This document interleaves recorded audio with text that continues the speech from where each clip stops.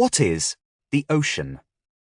Today we refer to 5 individual oceans: the Atlantic, Pacific, Indian, Arctic, and Antarctic.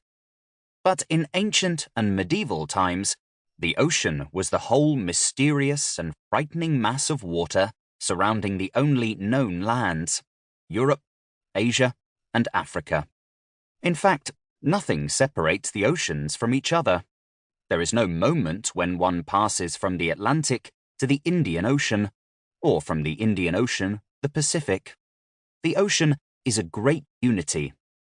As the Encyclopaedia Britannica said in 1911, it is the great connected sheet of water which covers the greater part of the surface of the earth. Ocean voyages were made as long ago as 1000 BCE, when Polynesians began migrating across the Pacific. From Europe, Viking sailors originating in Scandinavia crossed the North Atlantic to Iceland in the 9th century CE, and had reached North America by 1000 CE. In the Middle Ages, sea trade routes linked China to Egypt and Venice to London. Most seafarers kept close to coastlines whenever possible, however, and for the learned scholars of the Muslim Middle East and Christian Europe, the ocean remained the subject of fear or denial. According to the Arab geographer al-Masudi in 957 CE, the Pillars of Hercules at the exit from the Mediterranean Sea into the Atlantic had statues indicating that there was no way beyond me. The German chronicler Adam of Bremen wrote in 1076, "Beyond Norway, which is the farthermost northern country, you will find no human habitation, nothing but ocean, terrible to look at, and limitless, encircling the whole world." Around 1290, an Englishman, Richard of Holdingham, presented a map to Hereford Cathedral. In medieval fashion, it showed the world as consisting of 3 continents: Europe, Africa, and Asia. Even the Mediterranean was not accurately drawn, with a triangular Italy and the eastern end of the sea curving to the north. The band of ocean surrounding the great landmass was not much wider than the rivers and seas. The oceans were simply not considered important. This narrow view of the world was soon to change, however.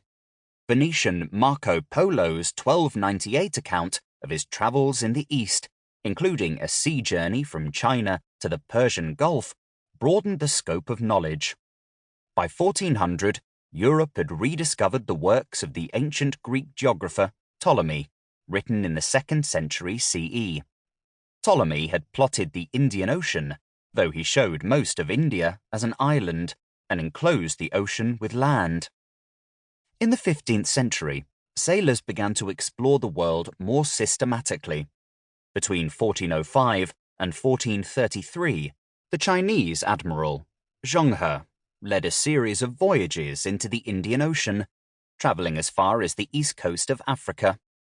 Portuguese caravels, meanwhile, began probing tentatively down Africa's west coast and into the unknown mass of the Atlantic, reaching the Azores in 1427. The expanding view of the world is summarized in a great map made by the monk Fra Mauro in Venice around 1450. Fra Mauro writes that he does not believe the Sea of India is enclosed like a pond, as a junk, perhaps part of Zheng He's expedition, had crossed the Indian Ocean in 1420 and sailed for 40 days in a southwesterly direction without ever finding anything except wind and water. Fra Mauro's map also recognized the Atlantic as an ocean,